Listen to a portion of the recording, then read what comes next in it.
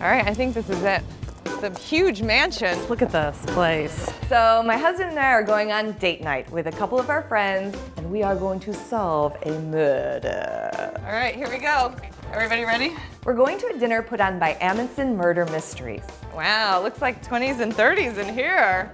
Hey, Welcome. How are you? Welcome. Thank you. You walk in and you're like transported back in time. It's really cool. Candy Marie Vesuvio. Nice, I like that name. What you hold in your hands is your new identities. This is the roles that you are going to be playing tonight. I am Lieutenant Roberts. Don Vito Vesuvio was shot in the chest at the State Street Swing Club. All of you here are suspects. Dun, dun, dun. There you go. To murder.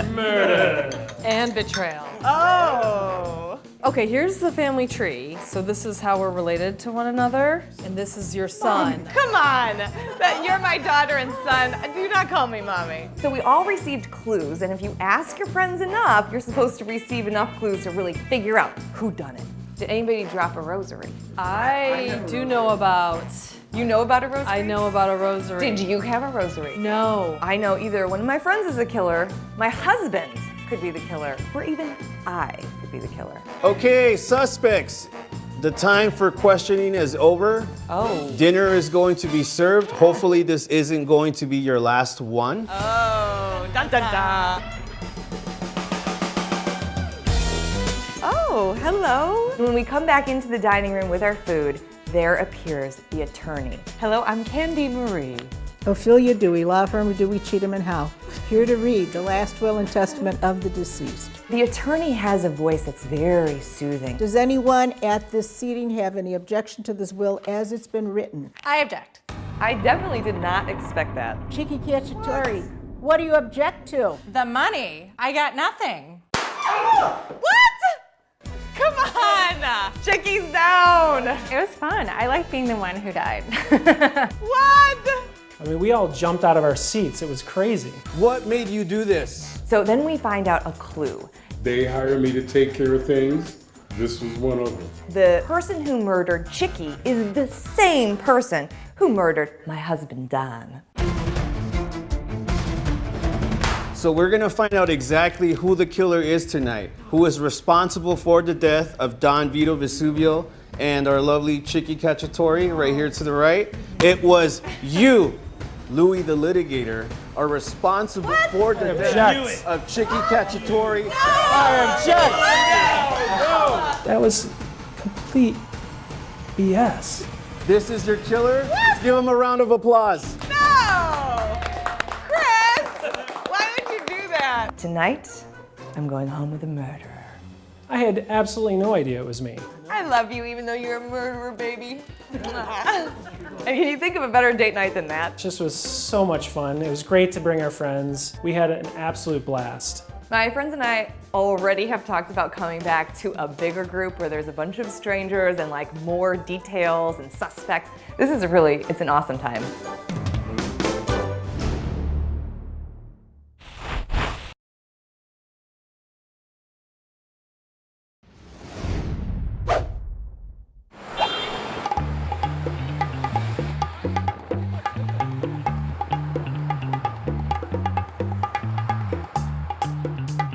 I'm headed to the Knickerbocker Hotel to learn how to make a gangster cocktail.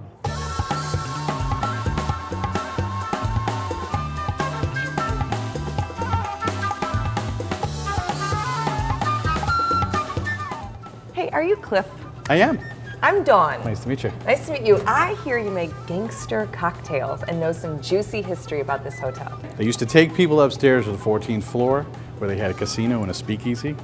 And they even had a little escape hatch to get away when the cops would come by. Any of that still here? You know what? I can show you if you really want to check it out. Yes, I would love to go. Might not know it by looking around today, but 100 years ago, this was the gangster headquarters.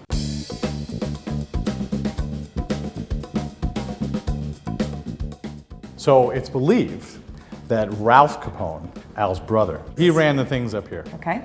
So in this room over here, they had all the casino action happening, illegal of course. Okay. And then on this side over here, they had the speakeasy and the lounge. If something happened and the cops pulled up, the doorman downstairs would call up here to warn everybody from this phone booth right over here. And this is where the phone call would come from downstairs. Oh, there's like actually a phone cord here. So it'd ring, federal agents, this is a raid. And I would come out and go, cops are here, cops are here. You know, they made the elevator slow so that it would take a long time for the police to get up. Everybody would run to, of course, our secret stairway. The coolest part of it, obviously, is the secret side door. Oh my gosh, secret. It's a wall, but there's a door. No way, that's killer. Look at this. So the cops didn't know it even existed. That is amazing. Yeah. It is so cool seeing how much history is still intact from the 1920s and 30s here. Cops are coming, they're sneaking down this back secret passageway. That's the Chicago way. Ralph Capone was no idiot, neither was his Ralph. brother, right? Yeah. What were they drinking here, getting in so much trouble? Let me show you. Cocktails are definitely my favorite way to do history.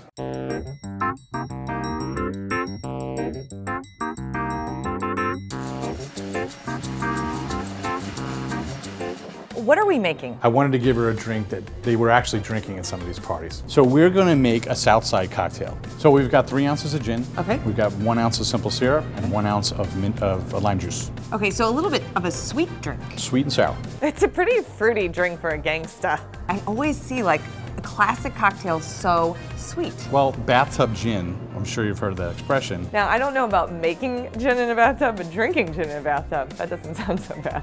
They used a lot of sweeteners to cover up the flavors. Gin wasn't the most delicious back then. I don't love that. Yeah. That they're making dirty bathtub gin and Yeah. they're just pouring a bunch of sugar in there. We don't make it that way anymore. Yeah, I like that. Thank you. Thank you for clearing We don't that make up. it that way. Okay. So you're gonna add the gin into the shaker. Okay. You're gonna squirt about 1 ounce of the simple syrup. This is a mint simple syrup. And then you're gonna add the lime juice. All right.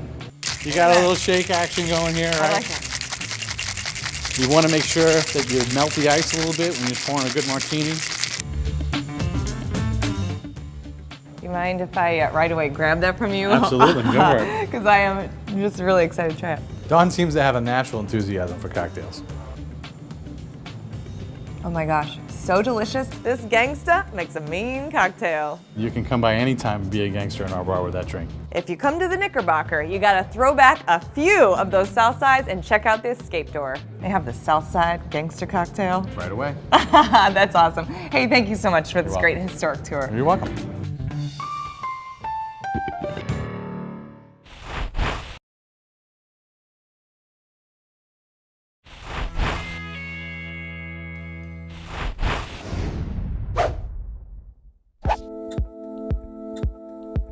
The next stop on my Chicago history tour is the Baha'i House of Worship. As I'm driving up, I have never seen anything like this in Chicago. Good morning, Hey, welcome. How are you? I'm Dawn. I'm Joyce. Hey, Joyce. Welcome to the Baha'i House of Worship. Usually when people come to visit, there are guides that will show you around, and so Joyce is my guide today. And what's this building that I'm in? This is the Welcome Center. We have displays here that explain the history and architecture of the building. The construction of the temple began in 1921, but the building itself wasn't completed until the 1950s. So started in the 1920s, all through the 1930s, and even beyond to open in 1953. Well, they ran into the Great Depression and World War Yes. II was in there as well. So History lesson. Yes, ding, absolutely. ding, ding, ding, ding. Great, so you can spend a lot of time in here learning about it. And then can you walk the premises? Oh, absolutely. And we have award-winning gardens. There are 9 gardens. Each one is a little bit different. I'd love to check them out. Let's go. All right, cool.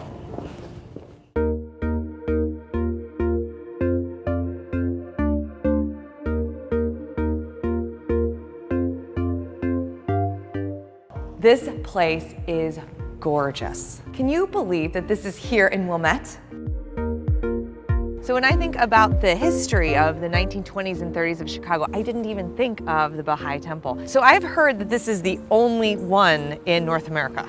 Yes, there are 8 Baha'i temples around the world, 1 in each continental region, and this one serves all of North America. And so what is this made out of? So this building is one of the very first examples of precast concrete. It's made of white Portland cement that's mixed with crushed quartz. And it's the quartz that give it the sparkly quality. Quite a feat of engineering in its day, and it still is. Wow. Can we go check it out now? Of course. All right, let's go.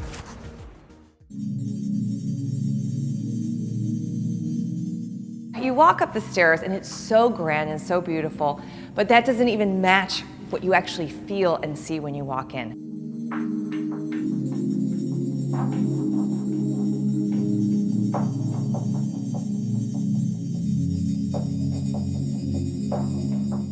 The glorious dome, all the inspirational quotes, and just this peaceful feeling that you get immediately.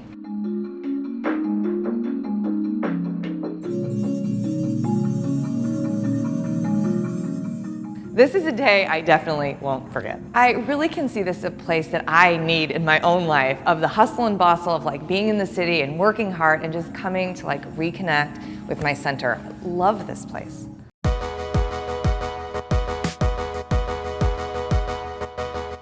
I think Dawn's experience is a lot like most people, where she really didn't know what to expect.